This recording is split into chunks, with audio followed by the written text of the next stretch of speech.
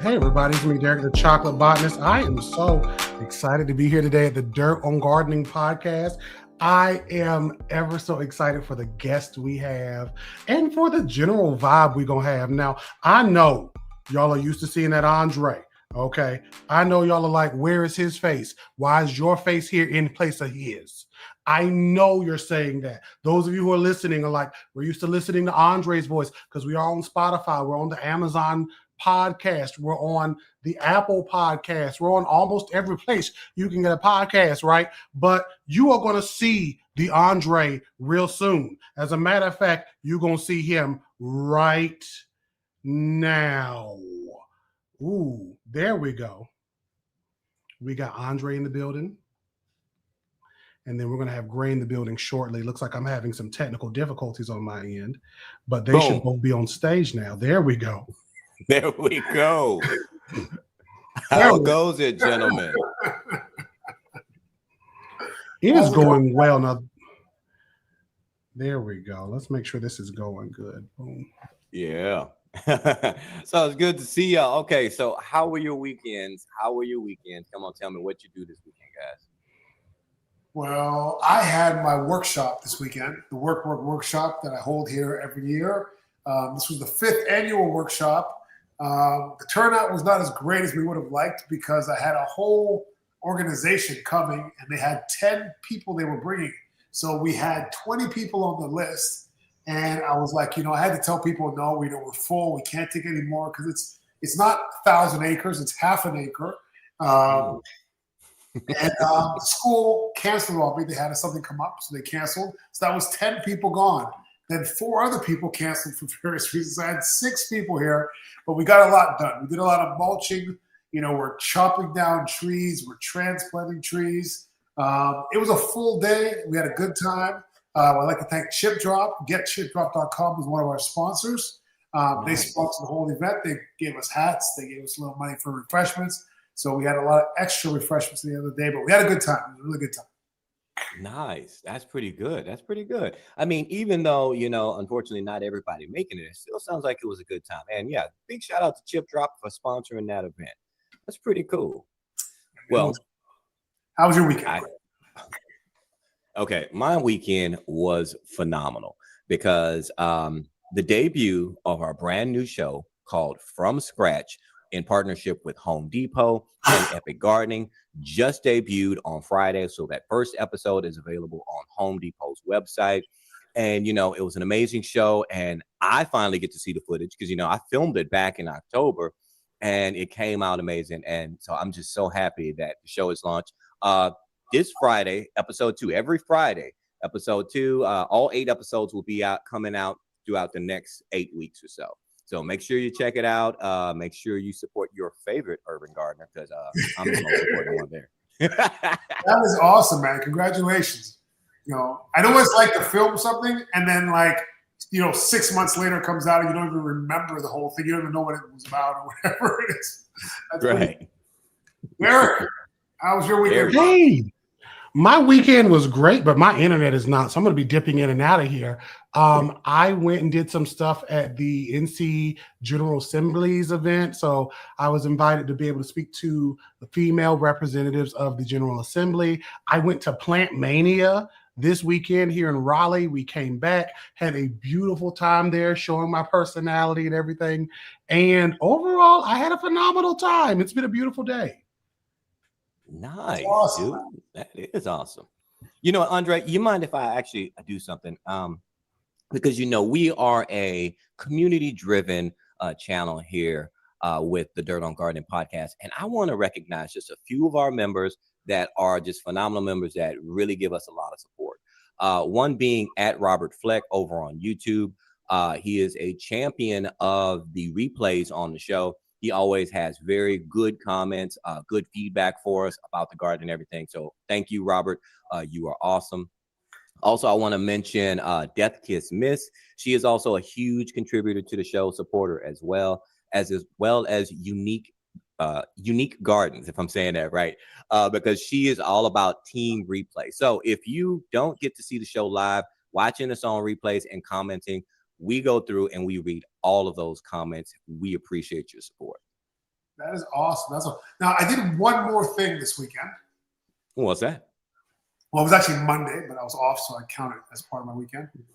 I got my temporary residency in Mexico. So I had to go for an interview, and I have never been this nervous for an interview in my life. I don't know why I was crazy nervous, and the guy was just like a robot. Like there was no hint as to whether he's going to approve this or not approve this or whatever, and he approved it. So I am heading to Mexico this weekend, and I got to make it official. I will be a temporary resident of Mexico. Nice. Well, congratulations. I'm glad you did good on your interview. So which was harder? Would you say Mexico's residency or becoming a U.S. citizen? Which one's more challenging for you? Well, I think becoming a resident of Mexico is easier, but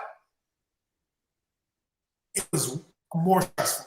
Like I feel like there's I don't want to say a clear pathway, but I feel like in the U.S., like if you once again, you have to hire a lawyer, and it's not an easy process. It took 6 years for me to get a green card in the United States. Wow. So I guess the U.S. is hard, but it happened like so long ago. I'm kind of forgetting how hard it was. So yeah, the U.S. is definitely hard. Right on. I got you. Nice. Well, I know Derek stepped away on us, but while Derek is away, we got to tell everybody what this episode is about. Do you remember what it's about? Of course. I still track with that. Still track. So today we're going to be talking about homesteading. And I think we have like an amazing homesteading guest here today, don't we? That is right. We have the creative mind behind Afya Farms, and that is Rashad, who is going to be with us. And without much further ado, folks, this is Rashad. He is killing it on the internet right now. Rashad, say hey to the people, sir. My people, what's going on? How y'all doing out there? How are you doing today, man? Great. Soaking up some sun out here in the garden. Wow, so you're in Atlanta right now, and you're growing, like you're real homesteading. Right, definitely a real homestead.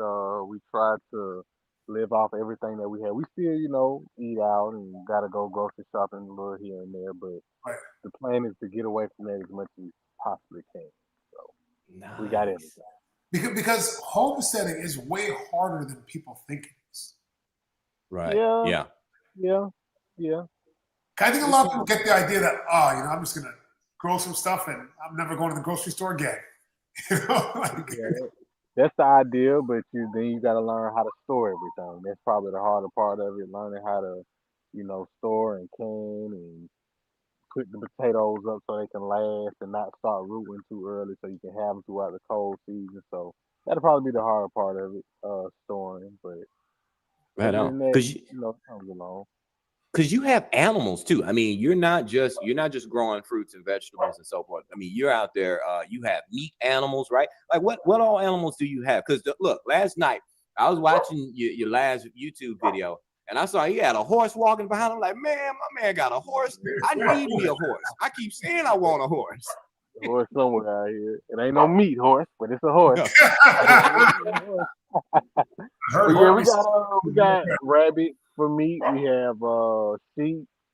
What else back there? Some of the chickens. I actually have some meat chickens in the garage, and I'm about to start growing out. There's some chicks right now, but we have meat chickens. We have pheasants. We have quail. We have duck. Sheep, goat. Yeah, that's pretty much it for now. What do you think is easier or more efficient as a meat source? Rabbits or chickens? Probably. That's a tough one right there. They about even. I'll say rabbit. I'll say rabbit because the rabbits are a little bit more simple to process, and even when you want to call them, when you want to kill them, it's a little bit more simple. You just kind of pop their neck real quick versus a chicken. You got to slice their neck, slice the vein. Rabbits grow out faster versus a meat chicken. Well, a meat chicken grows pretty fast, so rabbits and meat chickens grow about the same. 6 to 8 weeks you can process. Ready to go. Yeah, people don't have meat, so I've heard about people tell me that rabbits are a much more efficient source of meat. There's less care. There's They're like it's just easier to do.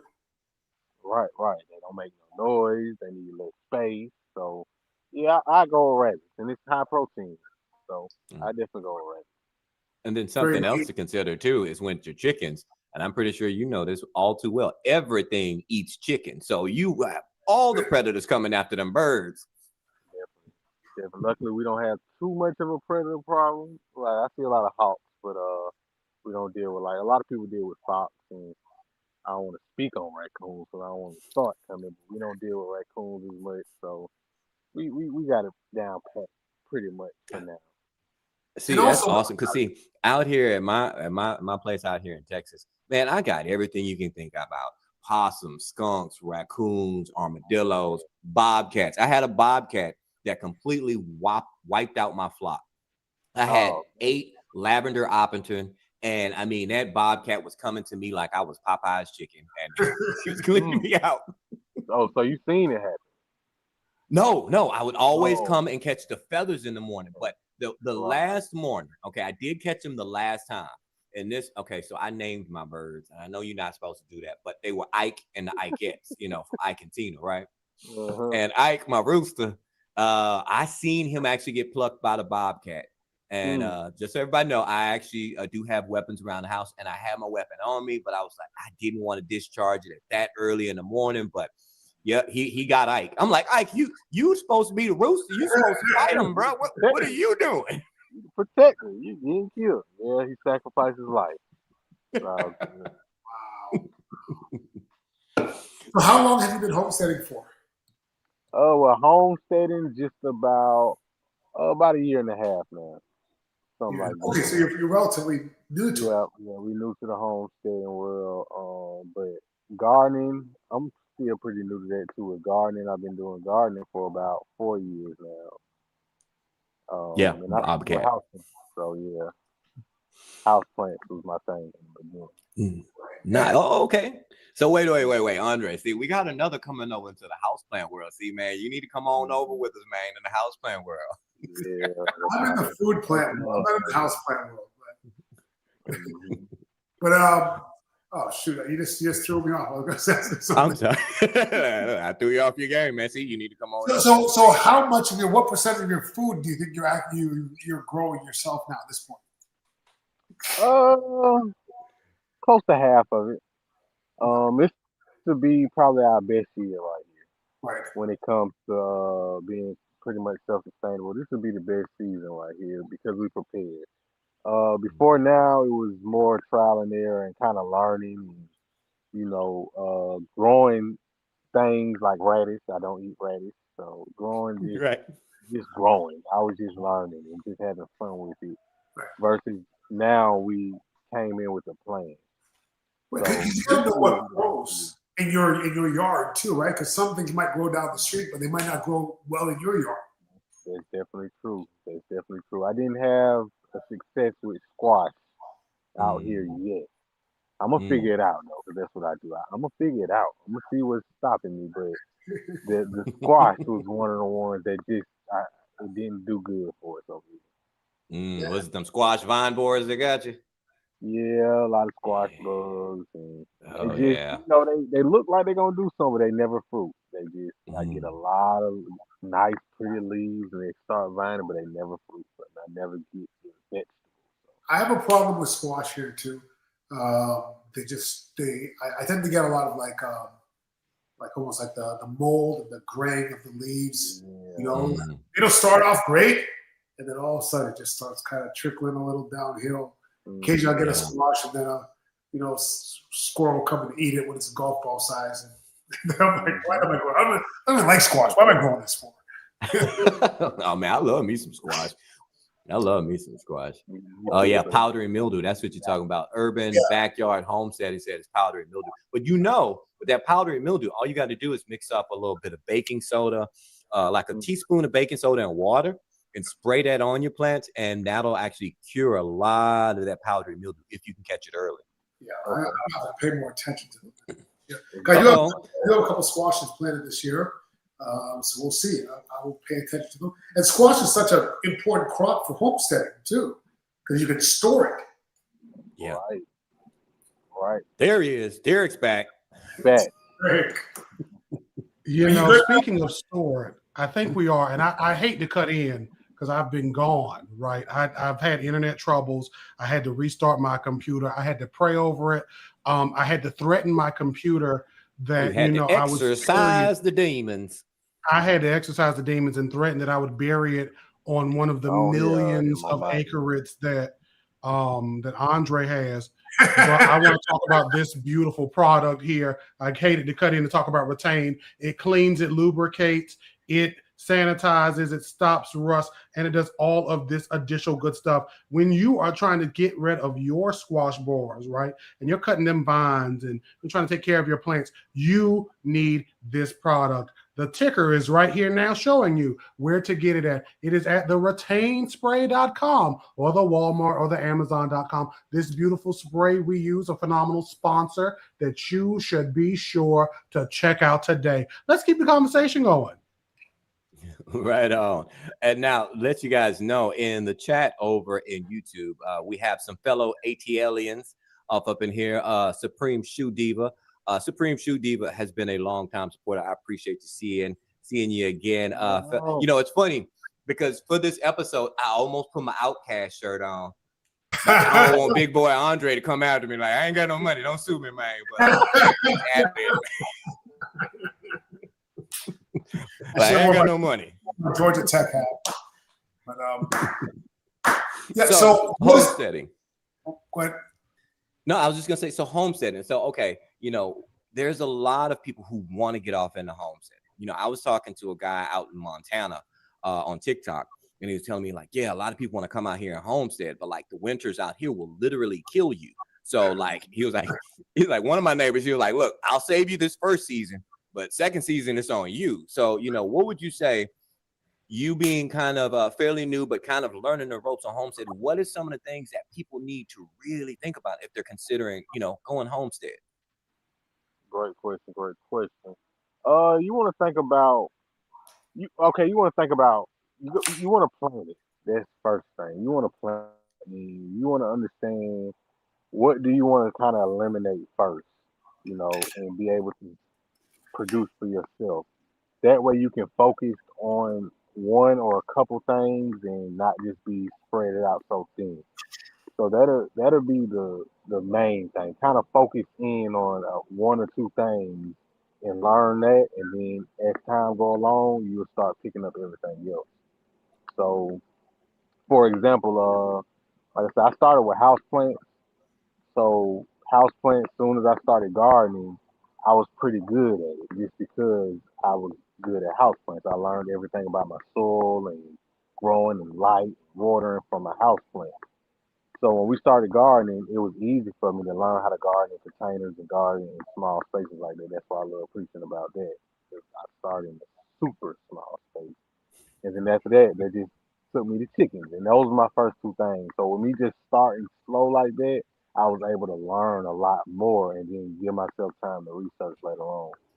So I think that's smart. I think I think it's the kind of thing that you kind of got to take steps into. I think a lot of people just think I'm going to move in the middle of the woods and I'm going to live off the land and grow my own food. And, I think that if you're homesteading, you need to start somewhere near a grocery store. Like, you're going to have gaps. You're going not going to make everything you need. Right, that's right. Like we're a couple years in, but we still got to take that trip to the grocery store sometime. You might need some salt and some seasoning for your food. Well, I'll tell you what. I used to try to sort of homestead for like 1 week at a time. Every year I do 1 week homestead where I only ate things that I grew, caught, or killed myself for 1 week. And it wasn't hard because I got a decent amount of things. But it's not something that it would be hard for me to do it year round. But the only exceptions I made was salt, oil, and vinegar. Right. Those were the three things that I couldn't readily make. Yeah, you got to go buy it. Yeah, but it wasn't that hard. It wasn't that hard to do on a short-term basis. But the thing is, when you're in the off season of your crops, what are you eating then, right? Like, how well can you store your food, and how long do you want to eat jars of 6-month-old carrots for, right? Right. Like that's the hard part. season, it's so much you can still grow. That's what a lot of people don't understand too. Now you can grow a lot of cold crops and lettuce and collard greens, and you can still get all of that in the off season. You just won't get as much tomatoes. But In Atlanta, you can, right? well, yeah. I forget. I'm sorry. Yeah, and But yeah, Andre even don't when eat you that grow a stuff. lot of tomatoes you can store very well now. So tomato paste, tomato sauce, barbecue sauce. Yeah. Hey, look, I'm originally from Louisiana, so I always gotta have some Tony Chachere's with me. If I ain't got some Tony Chachere's, that's gonna be a bad situation. I love them. Look, I love them survival shows, and me and my wife always talk about yeah, I would love to go on them survival shows. I was like, one of my 10 things that I would bring with me would be a bottle of Tony Chachere's. Look, Tony Chachere's is not a sponsor. Tony Chachere's is like a caricature of New Orleans. I felt like that was like what people outside of New Orleans bought to pretend like they're from New Orleans. I didn't think people from New Orleans actually used it. Actually, love it. Yeah. Hold on, because see now, friend, I'm gonna have to talk to you. I am not from New Orleans. I am from Baton Rouge. Okay, I got people out in New Orleans. No, because that's what everybody do. They want to engulf us and put us all in one bucket. I am from Baton Rouge, Louisiana. I'm from the BR. Get it right. Yeah. I'm so different than the people in New Orleans. I'm from Baton Rouge. Yeah, I have a completely different accent and everything. So, all right, Gwen Turner asked, she said, what is the most low maintenance crop you grow? Now, I know for me, it's going to be my strawberries. Again, I am the self-proclaimed strawberry king of Texas. That's in my own head. But for you guys, what is your low maintenance crop that you guys like to grow? I love to grow mint. I'm going to be real quiet this episode because I'm having tech issues, but I love to grow mint. You're right there. Mint. All right, we got mint. All right, who else? Who's next? Rashad, Andre, take it. What's your most low maintenance, Rashad? All right, Rashad. I'm in Georgia, so it may be different, but I'm gonna say cucumbers. Yeah, okay, cucumber. They just grow. Another thing Andre doesn't eat. No, but cucumbers in Florida, cucumbers are like a miracle. Like, man, it's like my mom in Canada, like she doesn't even garden, but she'll like throw some seeds on the ground in the spring, and then in the fall she'll just harvest like 1,000 cucumbers. And like down here, like getting a cucumber to grow to maturity and not have a friggin' hole in it is like a marvel. Like I'm glad it's cucumbers because I don't really care about them anyways. But I would say my fruit trees, like mangoes, avocados, they're low maintenance. Those are the things that are easiest. See, that's that growing zone flex right there. Like, yeah, I'm out here in Florida, 10B. I'm growing mangoes. None of us can grow mangoes. Hey, right now I can't grow mangoes. I'm getting 0 mangoes this year. Pretty rough. Now, yes, indeed. Where you are right now, Rashad, you're outside your garden and it's about evening. I hope you have some Sonia's bug spray because this stuff is amazing stuff. It's all natural and it will definitely keep the bugs off you. It's made with lemongrass and a bunch of organic things. It even says organic right on it. You get it at soniasbugspray.com. The stuff feels like lotion. I hate calling it bug spray because it feels more like a lotion or something you'd spray on your body just to make your skin feel nice. And it's all natural. What's this? Oh, it's also an afterbite. It's also an afterbite. You get it at soniasbugspray.com. You can also get it on the TikTok shop. I swear by this stuff. I have it here. I have it in Mexico. I have it in the car. Everywhere I go, I have this. I need it. The bugs are definitely coming out. I figured they'd be coming out right about now. I'm like, you're a brave man. Just sit this out there. So I got to ask you, Rashad, what is your horse's name? Do your horse have a name? Well, we have 2. Right now, the horse, he's behind me back there. But right now, I got True with me back there. But he don't stay on the property. And we also have Willow. True's a saddlebred and Willow's a quarter horse. And they just stay probably about 15 minutes away from me on a pasture, just open pasture. 65 acres. versus out here. We just got two with us because we actually had. I do petting zoo parties as well. That's one of the way we bring in income for the homestead. And yeah, we had a petting zoo, and then I'm also a videographer and photographer. So after the petting zoo, I had to go directly, come home, drop him off, and then I had to head to an event to film, and I wasn't able to take him back to the pasture. And then the next day, or the last couple of days, it's been stormy, and my Mm, soil back here is so wet, I can't get my trailer to take him back. So he just here with me for the next couple of days. But yeah, that's true back there. Y'all can't see true. him. But How much land are you? How much Nice. land are you on? right here, we're on an acre and a half. Acre and a half. Mm. Mm-hmm. Andre, how much It's land are all you clear on? land, not too I'm many on 1 trees. acre. In One 1 acre. 1,000? He's on 1,000 acres. It's People amazing. don't realize You how big know, that is. he has so Exactly. much acres. It's Yeah. crazy. I'm on an acre. My food forest is a half acre. You know, and people think that it's like acres and acres, but a half acre is a lot of land to grow on. That's a lot of land. Especially when you're Yeah. growing on our land. That's a lot. Yeah, like when I hear people they got, you know, they're gonna buy a 10-acre lot. Like I'm like, if you're not commercial farming, you're not gonna use 10 acres. Yeah. You're not gonna be able to maintain Yeah, exactly. You need staff if you got 10 acres. That part. You know, see, that's the thing. You know, that's the ambitions we have when we romanticize about home and homesteading, right? It's like, yeah, I want 10 acres or I want 40 acres. Like, man, that's a lot to up you. Even just cutting the grass. And you're thinking, oh, well, no, it. I'll just, you know, I only grow on like this 1 acre.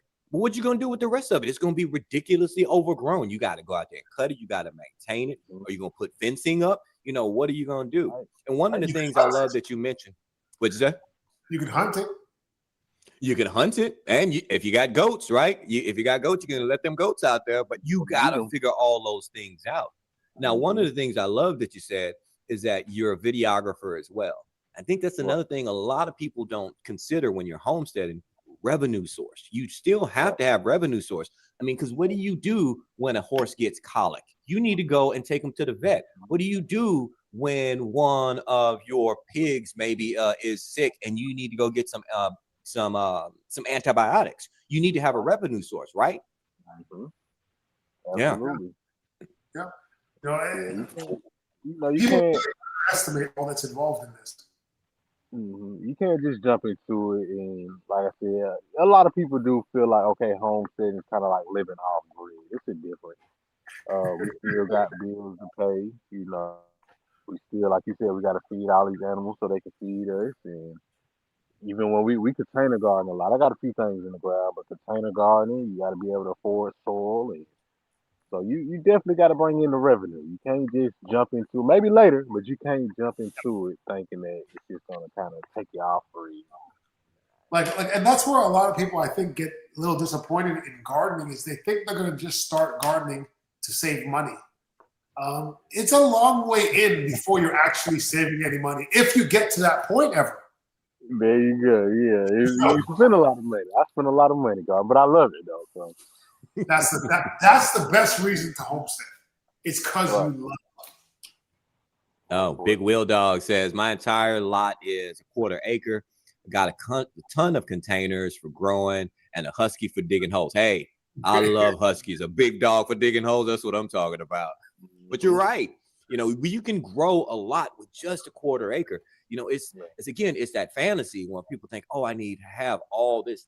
You really don't. You know, you can grow anywhere. So what made you want to homestead in the first place?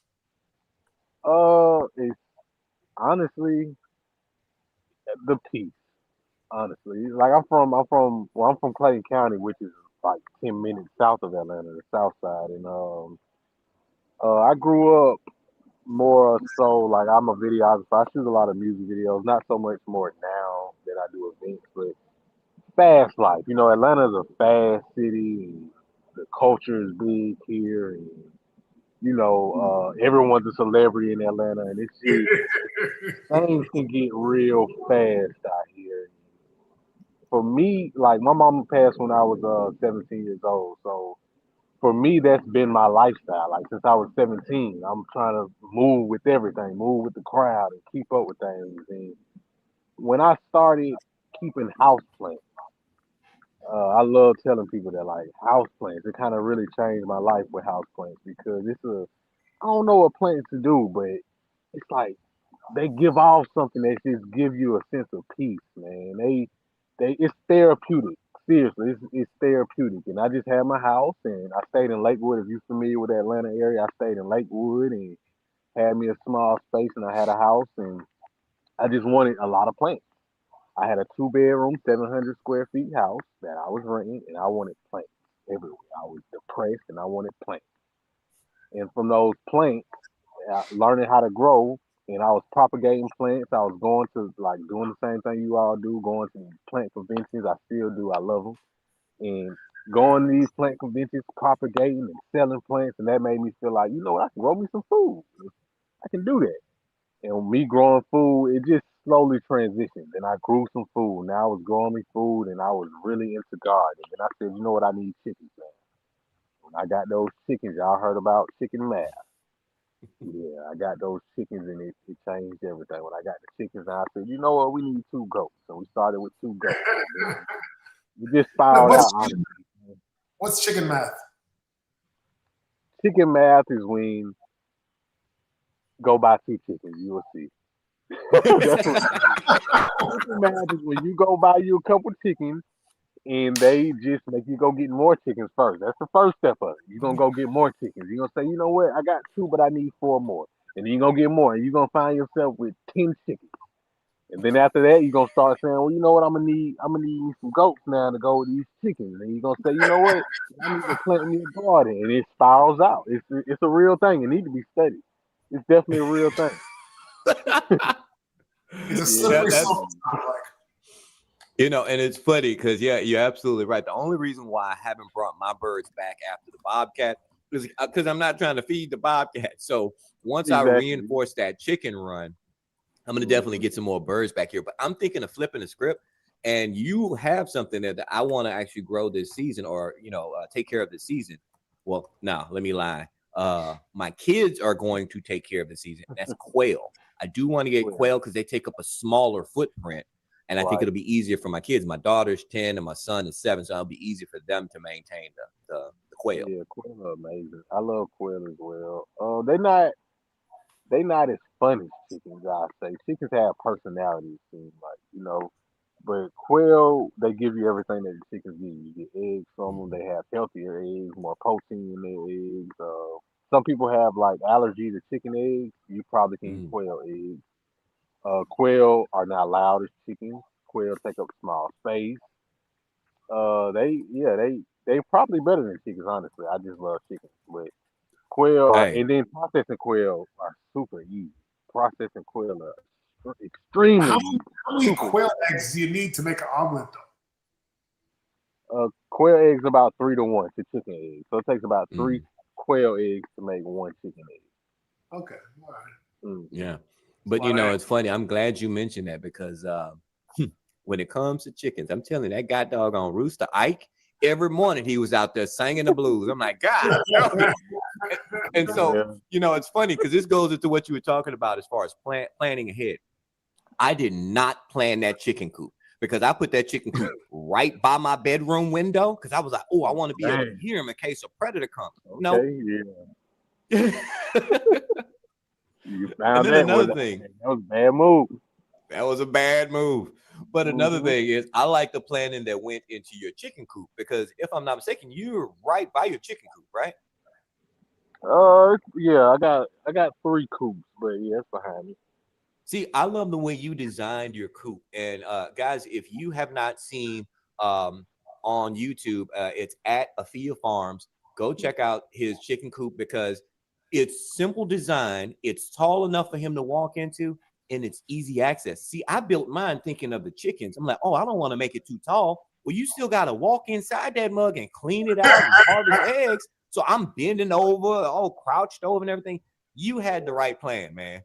So I'm gonna steal that idea when I do bring birds back. I'll send you everything I'm about to do. It's super simple. Some cattle panel and some wood and a tarp. In your hardware closet. That's it. Yep. So what do you do with goats? Do you get goat milk or do you actually use the goats for meat? The goats we have, we use for milk mainly. I processed the goat before I even processed anything else. That was my first animal I ever processed on my own was a goat. Because my dog had got to it and just hurt his leg, so I had. And that's when I was like, you know what, I can do this. But yeah, the goats that we have are Nigerian dwarf goats, so we strictly for milk production. They Okay. give you a lot of Nice. milk for a small goat. Okay. Do you hunt or fish at all? I fish a little bit. I can't claim it because I struggle, but I really wanna. I really want to be better at it. Hunting is something else that I really want to do. I've never hunted before though, but I really want to get into hunting. I really want. I'm gonna get into hunting very soon. Okay. Maybe I'll give you a shout out next time we head up to Georgia for a hunt, for a deer hunt. There's a outfit we go with. And they can supply you with a rifle and they can put you in a spot where you can get a shot at a deer and take a deer home. Man, I'm with it. Let me know. Look, it's funny because Andre mentioned about the fishing. You know that. See, you don't know, Andre, that was a flex because this may be going out into the ocean, pulling out 300-pound fish and everything like it's his day job. Like, you got to go back and watch because Andre be pulling out the hugest red snapper and tunas that I've never seen. Like, God, dog, Andre. You saw that on your YouTube? Yeah, it's on my YouTube. It's on my YouTube, my Instagram, whatever. But I mixed in a lot of fishing videos with my gardening, but it's like maybe like 20-1.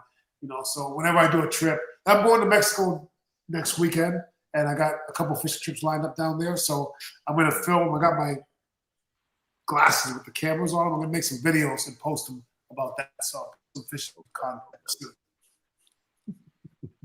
It's funny because Derek keeps jumping in and out like double dutch because he's having all the internet problems over there. I'm having so many internet problems. There's been so many times I've wanted to be like, Andre is out there fishing on his property because y'all know he got 2,000 acres, but I can't even say it because everything keeps freezing. He talked about how much acres you got. And I'm like, y'all know he got 10 acres. And Gray got about 15 acres. But, I can't say none of these things. I wanted to talk about Andre and all the vegetables he was talking about. He don't eat none of them. But I couldn't say a thing because my internet is going in and out real bad. And I figured out the problem just now. Derek, you can't hear me. I have an ocean on my property, right? I know you do. It's ocean front. Ocean front and center. I have a whole ocean. I know, the moat. I seen it. I looked you up on Google Maps. Y'all don't know this, but there's a portion of Google Maps dedicated to Andre's property. You just type in Andre's property, ocean center, and then boom, the Google pops it right up. Just remember that Rashad's property is 66% larger than mine. So whatever you say. That's all I gotta say. So whatever I got, Rashad got 66% more. Now he said he can't hear me. I think we had this trouble last week. There must be something going on with the StreamYard, but we're gonna keep going in God. Yeah. So Rashad, don't worry about it. We're gonna figure it out. Okay. You hear any of us? Yeah, I hear y'all. He hears everybody but me. Okay. He hears the most important people. There's nothing productive coming out of that box anyway. Don't worry about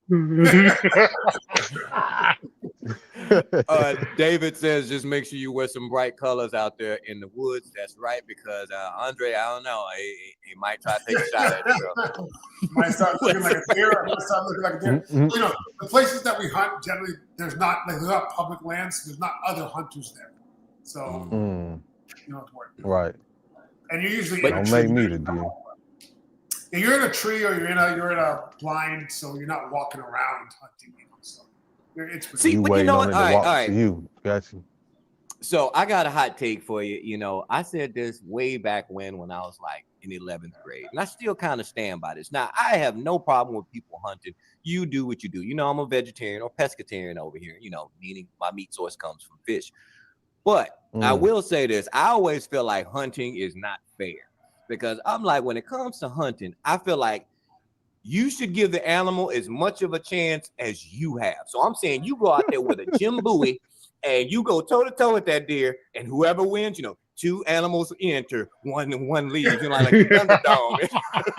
Well, I'll tell you what, I only bow hunt, so that sort of levels the playing field a little bit because you got to get within like 20 yards of the animal without being detected from the animal, which is not easy to do.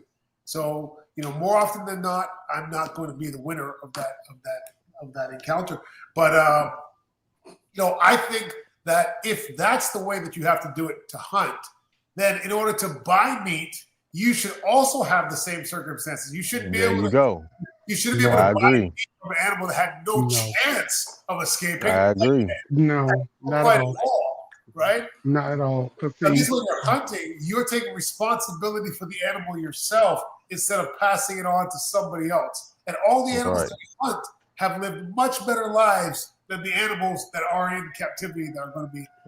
You can't say that. Right. You can't say that. You don't know what that animal in captivity went through versus that one outside. The one outside man had to fight for its life every day. That chicken had to run. Okay, every day. And now, you getting these chickens they was in the good schools, the good, Ivy League colleges of farms. These chickens were, and that's what I like to think at least. So it's better than hunting. That's just me though. Jump on the bear and see how that goes. There you go. I like it. Yes. They got cameras underwater as they fish. I'm like, what is this? Yeah, I don't think that you've been fishing very much, Corey, because there's for YouTube, people will throw a camera down, but I think what you might be referring to is like sonar or depth finders, right? And they don't necessarily use that to find specific fish. We use that to find structure because the fish are going to comment on structure. So 90% of the ocean has no fish really, and 10%, 90% of the fish are in 10%. So you just go and drop a line, you're not catching anything. You got to find where the structure is, and that's what the depth finder and the radars and all those things are for. Oh, rose bush picture. So here's what happened. happened. Trying to get a rose bush. I was trying to get this person to send me a picture of their rose bush, and they sent it to you, even though I put my name up, because they don't want to talk to me. So I'm not offended. I'll just cry after this.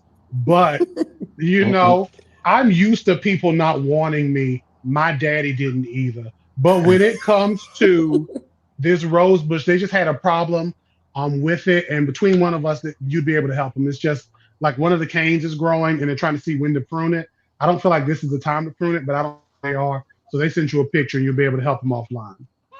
Okay. Yeah, I will take a look at it after we're done with the live because it's more than likely on my Instagram. So I don't have it right now because we're on the live, but I'll definitely take a look at it for you, sir.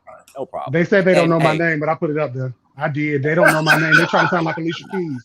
I said the chocolate boxes. They say, my name. Okay, they trying to eat fish with hot chocolate. That's what that man was eating on that Alicia Keys song. He had a fish sandwich with hot chocolate. Who do that? I don't know. But you got me feeling a little hungry right now, so I gotta tell you because you talk about that fish sandwich, and there's nothing that goes better on a fish sandwich than my sweet and spicy pepper sauce.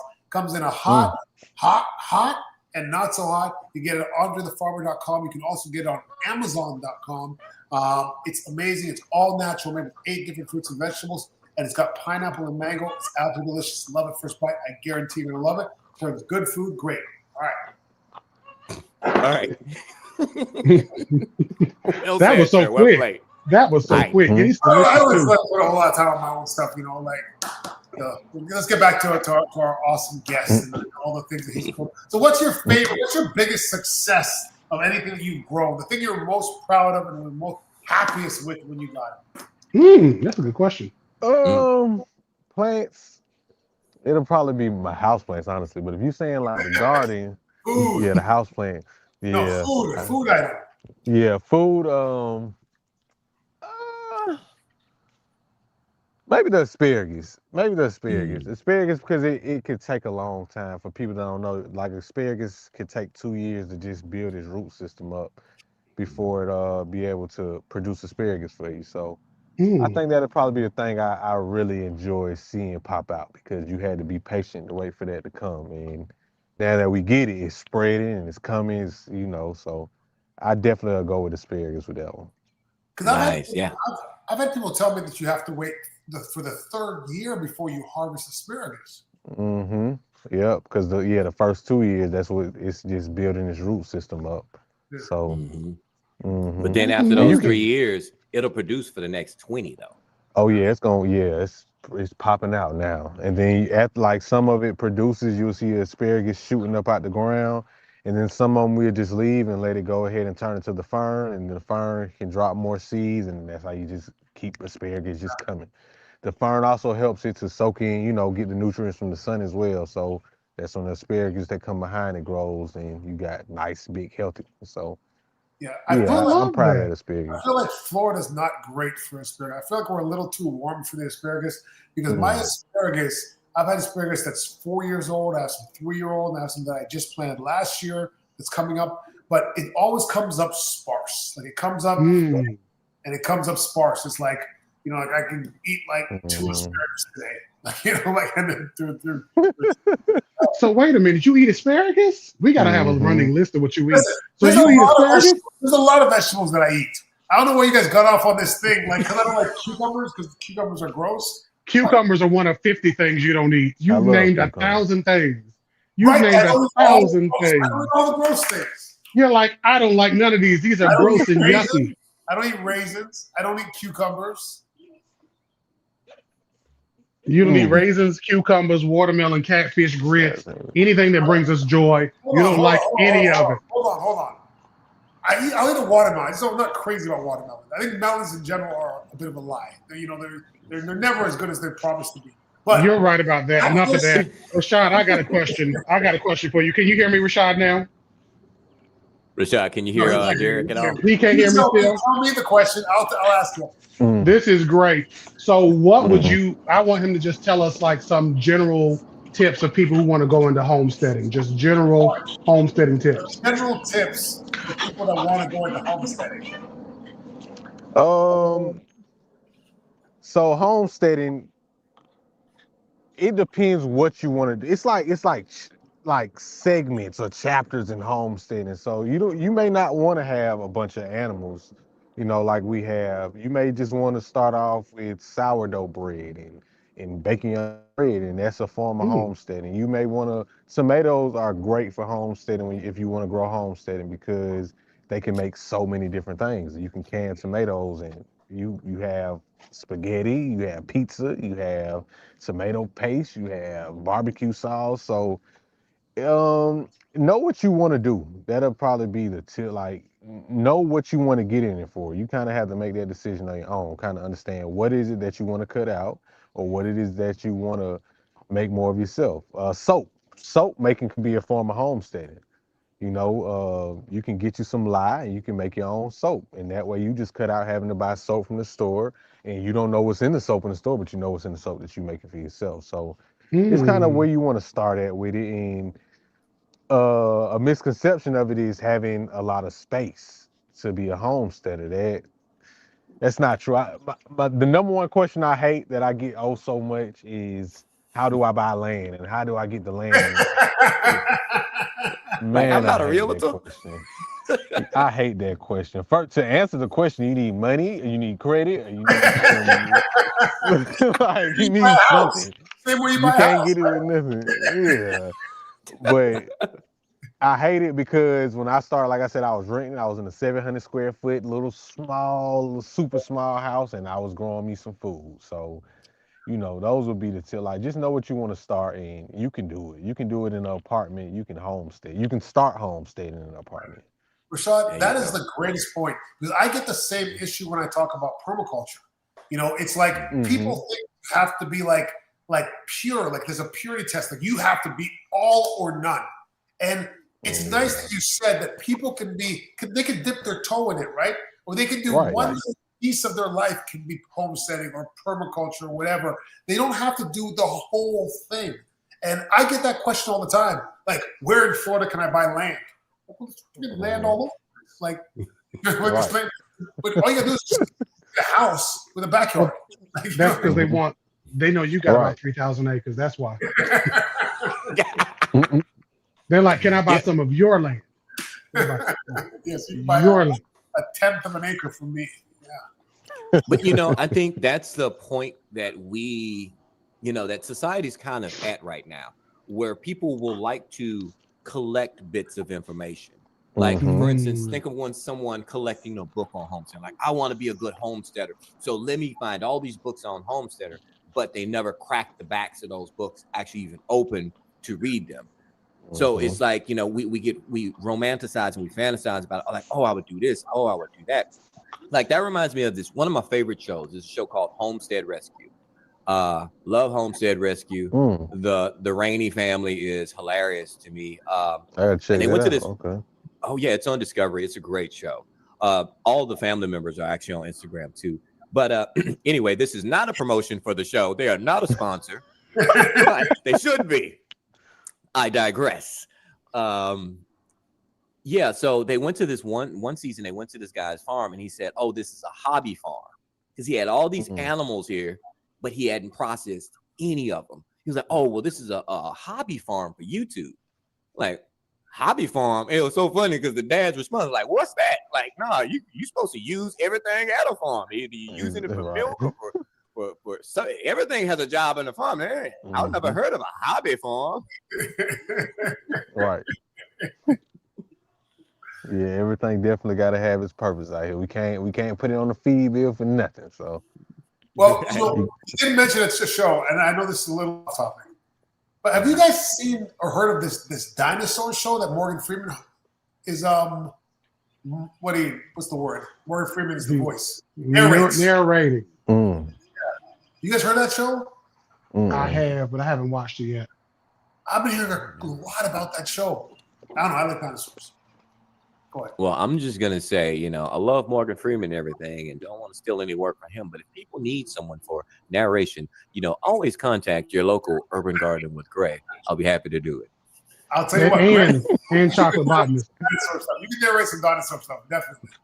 He could. All right. Okay. And now we had a question earlier about the rhizomes on asparagus. It's not so much, and then the question was, do the rhizomes migrate when we're talking about our asparagus? It's not so much that your asparagus is going to migrate. They don't really travel. It's just that they're sending out those shoots. So they're not technically moving. It's just they're building up that root system. And that's why it's so important to establish that root system first and foremost, right? Absolutely. Perfect. Yeah. Yeah. Great question. Thank you, Big Wheel Dog. Some of the comments said watermelon has twice the potassium, or has more potassium than bananas. It's interesting. It does. It does. It's so funny because like the potassium, and going back to Derek's favorite subject of banana water, people are like, there's so much potassium in bananas, and then it's peels. No, it is not. Watermelon, you're absolutely right. It has way more potassium in it. Derek, take it. Come on, tell us about bananas. Watermelon water. Bananas and watermelon water. So bananas are phenomenal. Watermelons are phenomenal. But I think when we think of nutrition as a whole, right, we have to think that there is information that we've just gotten historically that's not necessarily true when it comes to plant nutrition. Like, we get bananas are full of potassium, but that was a ploy to get people to eat potassium. In the same way that you get that spinach is full of so much iron, right? It has so much iron and you need to eat your spinach. And we all remember Popeye eating spinach and beating the bejesus out of Bluto. But that was just a calculation error. Like, that whole premise came from somebody doing the math wrong when they were getting the nutritional value of spinach out. They had it, I think, 10 or 100 times more than what it actually is. And then people just didn't care because a lie will travel faster than the truth. So when it comes to all of these things being chock full of stuff, it's not that, but they are a great source of it.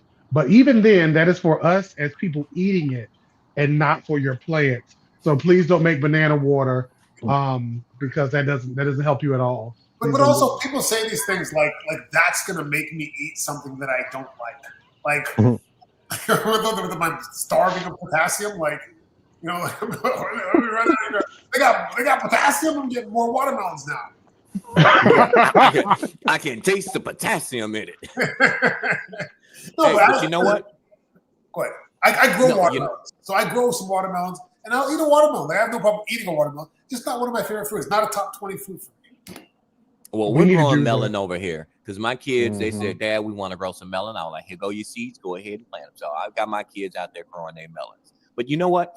Speaking of nutrition and getting access to nutrition, I tell you what you can definitely use, even for your house plants and for your outdoor plants. That's going to be Thrive Roots, another sponsor of the show. This is our citrus blend, Thrive Roots. I grow a lot of citrus out here in Texas. And yes, even though I'm in Dallas and it gets cold, I do grow some cold hardy citrus. And I love using my Thrive Roots because it's an organic, OMRI listed soil and root booster. And you're going to gain that access to those nutrients that's in the water. So is this a fertilizer? No. But you can definitely use it in conjunction with your fertilizer to enhance and make a thriving ecosystem. Great stuff. I use that stuff all the time. I love it. And you can't OD it. Like it's just, you just use it. Yeah. No OD. Take it straight to the head. It's fine. I gave my Page Mandarin orange a hit of it yesterday. And they look like they love it because I got a bunch of little Page Mandarin oranges coming in. I'm waiting for this tangerine. Oh, you know what? All right. So you guys remember when I was telling you about my Timu fruit trees, right? Yes. Timu avocado. The Timu avocado. Dude, I still don't know. And at Robert Fleck, he was like, yeah, it's probably an orange because of the thorns. Like, I don't know. It could be a rose bush for all I know. I don't know what the heck Timu sent me. Timu sent you a new and improved fruit, something that Andre would like. Hey, I got a question, Rashad. How did your garden fare with the freeze when we had the freeze that came through? Say it again. How did your garden do when we had the freeze that came through? Horrible. I didn't have much out here though because I was more, like I said, we came in with the plan for this season. So for the winter time, I did a lot of overwintering and fixing the soil and amending the soil, making sure our soil. So I didn't lose too much, but I did have some spinach and some lettuce and some collards, and none of it lasted. How cold did it get there? It got below, I think it was below 15 degrees. It got cold a few nights. I want to say more than that. I think it was below 10 degrees. We were 22 degrees in Orlando. Yeah, we got colder than that. Yeah, see. we got colder than that. Yeah, it was bad though. That ain't, we ain't used to that down south, so it was bad. But I wasn't too much worried about it because I'm like, I know what I was out here doing in the garden. I knew I had to get this soil right for this season, so I ain't lose too much. Okay, that's good. That's good. Mm-hmm. I see people grow bananas in Atlanta, but I know they will never get bananas, but they grow plants. They come back every year, even though they kind of freeze out. Those big banana leaf trees. I don't do the bananas because I just don't have hope. It's a waste of time. I don't think they'll do too good. Yeah, so I let them have it. They sell a lot of bananas here. I don't know why. Yeah, it's an ornamental there. Like it's never going to produce right. Exactly. Hey, so I'm in the same zone. I'm still keep trying for them bananas because I'm gonna beat you one day, Andre. I'm gonna have some bananas and I'm gonna be holding up my 80-pound rack. Be like, look at my bananas over here. What? I'm gonna get me some bananas. I'm determined. Yeah, we don't get. And I'm gonna beat you like, too and have try a to bigger grow rack. pineapples here too. I see people have some little small ones, but I'm not trying no pineapples here. Yeah, a lot of them are easy to grow in a pot. So that's something you could take in and make it a house plant. Right. It's actually not a bad looking plant.